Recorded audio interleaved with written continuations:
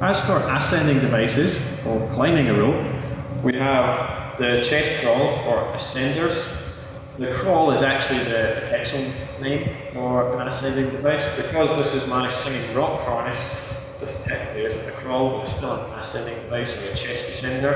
A lot of people call it the chesty for obvious reasons. And these are usually always built into the harness.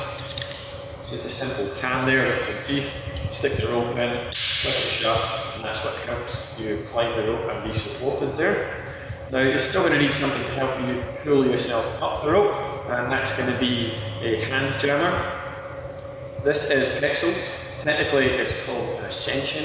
You're going to get funny looks if you ask people for an ascension. Everyone calls it the hand jammer, or even the Jumar, which is a reference to the original make, which came from Switzerland, I believe. So hand jammer or Jumar, you can see it's just a handled ascender. It looks the same as that one. It's now got a handle on it. Now, I don't want to use my arms to climb the rope, so I'm going to want to use a foot loop, and I could get carabiner, Pexel foot loop. You don't have to use a particular foot loop, you could just make your own with tape sling, dog lead, whatever works for you. Adjustable, using the buckle, so we can get a long enough foot loop, and that's what's going to go onto the rope. And that's what it's going to help you climb the rope by using your legs instead of your arms. The conjunction of these two devices will get you to climb the rope with proper technique. Hand jammers can also be used in hauling systems. This is a great hand jammer from Climbing Technology, the Italian make, because it's got a pulley built into it, which I think is pretty fabulous. If you were to use your own pulley, carabiner and hand jammer, now you can see you've got three different components. You've lost a lot of height compared to the pulley there. This pulley is not as strong as that pulley, but for most situations this one's going to work quite well. That's what you're doing. But you can get pretty geeked out with all this gear. Next we've got backup devices, and the backup of choice at the moment is the duck. It's made by a company called SafeTech, or S-Tech, a Brazilian company, and this is pretty simple. There's not many moving parts to it, and it's pretty cheap. So there you go, there's the duck.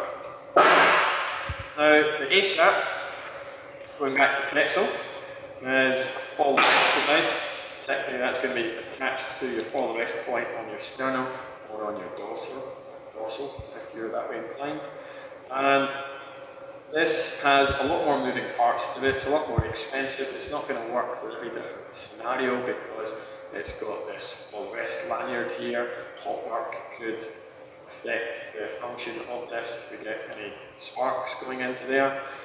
It might not work on jobs that are particularly mucky, paint, because there's some teeth in there. You don't want the teeth to get too clogged up. But in its own right, it's a great device. It just depends what you're doing. The duck and the ASAP tend to be one of the two most popular choices for backups in the industry. Next, we have descenders. Pexel rig. This has been a very popular descender for some time now, and it's been replaced with the new rig, which has auto lock. See this locking function, you have to manually put that one down into place. Whereas the new rig has an auto lock feature, so that just came out a couple of years ago, and decent device. You might find some other descending devices out in the industry. We have ISC making the D4, the D4 Pro, which is the model I've got, marketed very much like the Pexel rig. Pretty good device, solid. Climbing Technology, an Italian make, have made the Sparrow. I think this is a good device as well. There's lots of devices out there, everyone's got their opinion, you're not going to please everyone. These are some of the devices that I think are quite good as for descending devices.